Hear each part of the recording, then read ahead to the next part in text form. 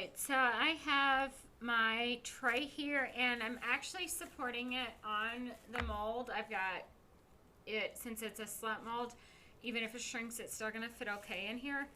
And since I'm doing a lot of technique work on it, I wanted it to be supported so nothing would crack during the process. And I have started the background. I painted it with slip and then used terracotta slip here, and then another stained slip, a green stain this time, for the leaves, kind of like a background for my picture. I showed this in another video, but the volume wasn't working very well, so you may have missed the details. So I have these powdered mason stains, and I just kind of researched and found out about how to use these to color my slip. So in here I have my green slip that I made with this green powder, and this is the blue slip that I made in a previous video. So what I do is I have white slip, and then you mix a certain amount of stain with with some water before adding it to the slip. It's the best way to do it because you're trying to keep this powder from going everywhere. Do recommend using a mask when you use this because the powder does sometimes tend to fly up in your face if you're not careful, because it's so fine. But anyways, I mix this with some water and then I add it into my white clay slip. And then I have one of these immersion blenders from home. It was an old one that I replaced. So I just use this to help get everything smooth and ready to use. So that helps, you know, just get a consistent mix. And you can use this again, like if this sits for a while and it starts to separate or something, you can use it again. And then I attached this terracotta piece, which is going to be like the tree branch that my macaw is going to sit on. And the terracotta clay and the white clay fire to the same cone, so I've made sure that that will be okay. And then now what I'm going to do is continue to add details to this, including the bird. But first what I'm going to do is make some 3D leaves as well, just like I did this 3D branch. And so I have this little slab of clay, and I want my leaves to be similar shape, so I'm actually going to use this tail fin of a fish that I have to stamp these so that they'll be similar.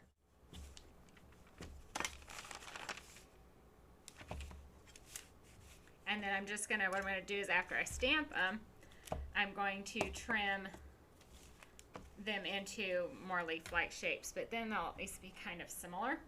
And this slab sat a little too long, so it's a little stiff, but that's okay for what I'm doing. I can always soften it up if I need to with some slip. Alright, so now that I have that cut, I'm just going to finish trimming these to make them look a little bit more like leaves, and then I'm going to give them some texture and add them to my branch. And then once they're on the branch, I also have some of the tinted or the stained green slip that I'm going to add to them so that they match the leaves in the background.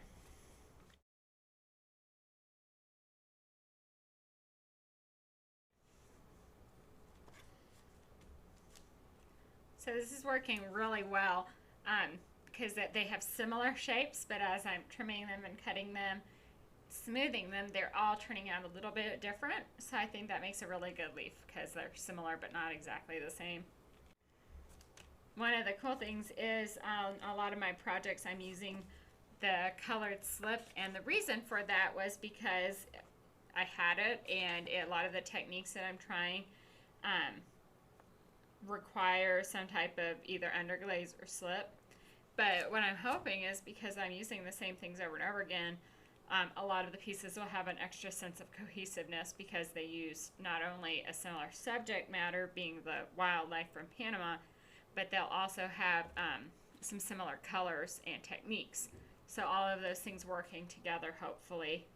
And even the pieces that don't necessarily have exactly the same things, they're still going to have that wildlife theme and some different colors, even if they're not from the slip. I'll still use blues and greens and colors that you see in the wildlife and just really tie it all together really well. Alright, so I have my leaf shapes here. I don't know if I'll use them all, but I made this many and then I have more slabs. And since I use this cookie cutter to help get a consistent shape, I can keep making more if I need to. So now I need to think about how I want to add the texture to them.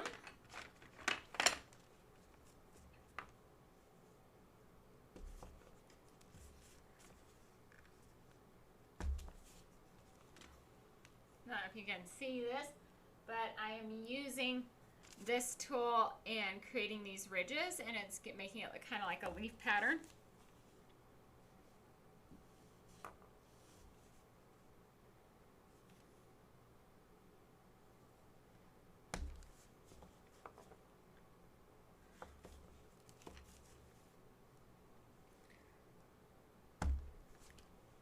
Made it a little deeper. Alright, so I'm going to start scoring and slipping these on. And some of where they end up may be a matter of chance based on where they fit the best. Since this clay is pretty dry, it's going to be really important for me to score and slip it correctly.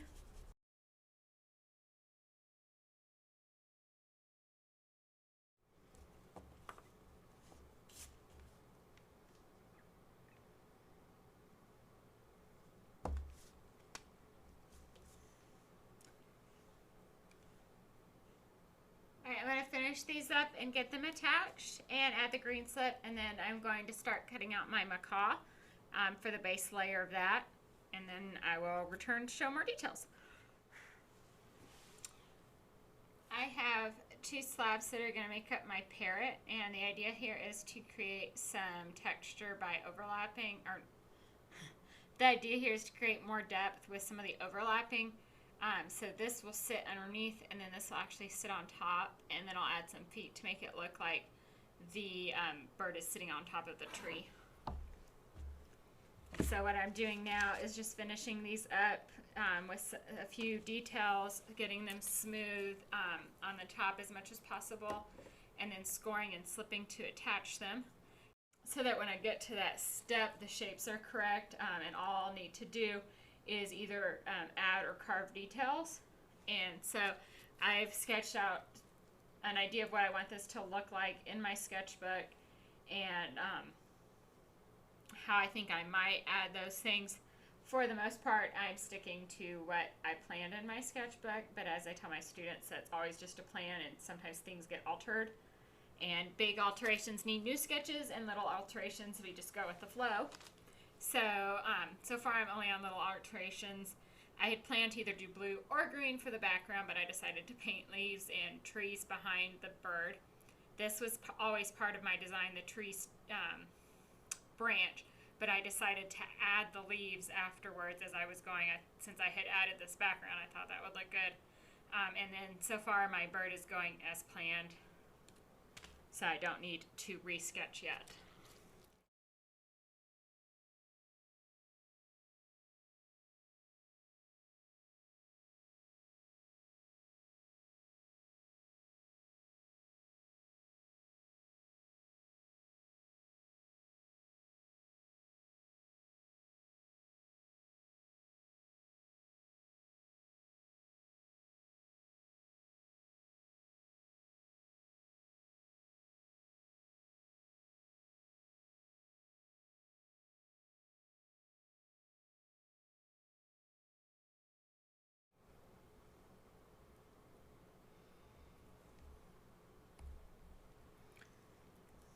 Alright, so what I did was I just kind of dented the top part of the bird a little bit and took out some clay so that where it overlapped the branch and the bottom part of the bird, it would be thinner than where it didn't overlap anything, to help with some of that, making sure everything fit well.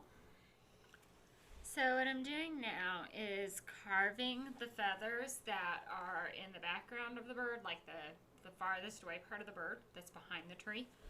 And then I'm going to add on clay for the feathers that are above to kind of get, like I said before, some more depth out of this.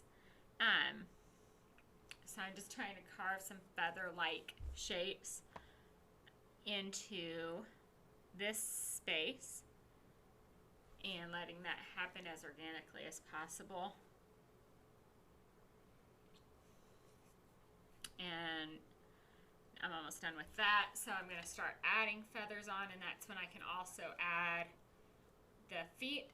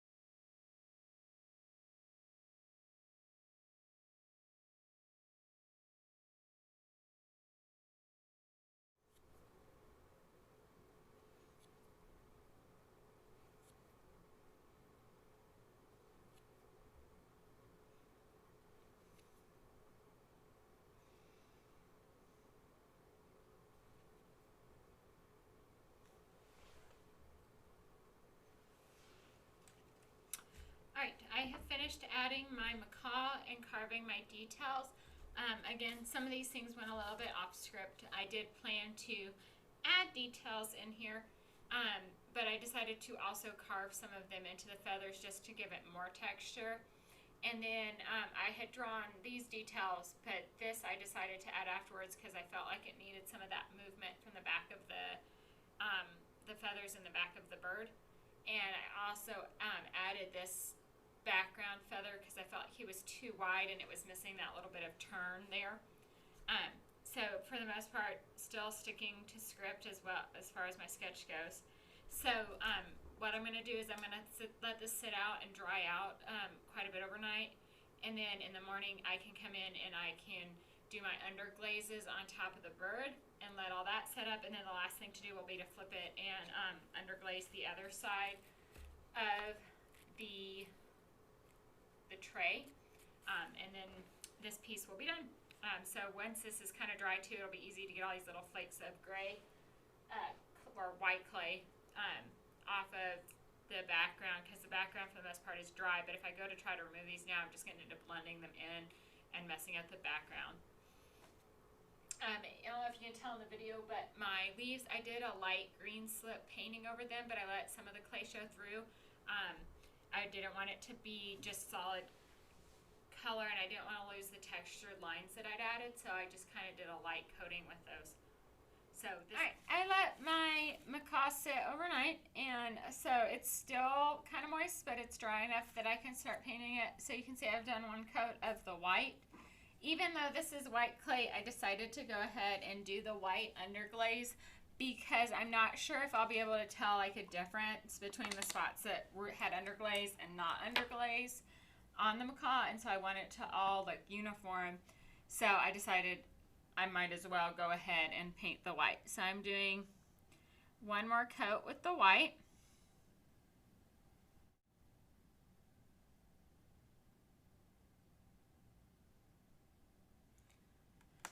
Right, I'm going to let the white set for a few minutes, and then I'm going to start the next part. I'm going to finish the beak with some black and some like pinkish oranges color, and then I'll finish the foot with some blue or black, and then it'll be time to do the feathers and the body of the bird.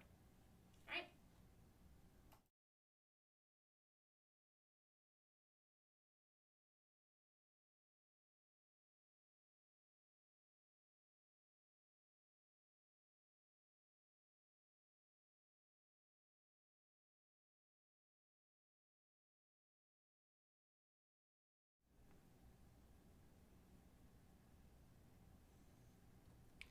One of the things I'm doing now is laying down some orange, since I already have it open, as a base coat where the red goes, because there are some orange undertones to that. I haven't used the underglazes very much, so I don't know how they'll respond to different colors overlapping, but it's something that I've done before with the Macaw Stroke and Coat Wonder Glazes, and it kind of does a cool effect because they don't necessarily mix. They overlap. I showed that in a video where I did one of my tiles and I had colors on top, and it was one of those things where there were spots where one color or the other color showed through, and then other spots where they almost did look like they had mixed and blended. And so I want to see if these colors do that, and since the macaw has these kind of multi-tonal feathers, I thought it would be a good chance to try. And if all it does is cover it up and just show the top color, that's okay too. It'll still look okay, but I might as well give it a shot and see what it looks like. So I got the orange down where I wanted it, and now I'm going to start working on the black.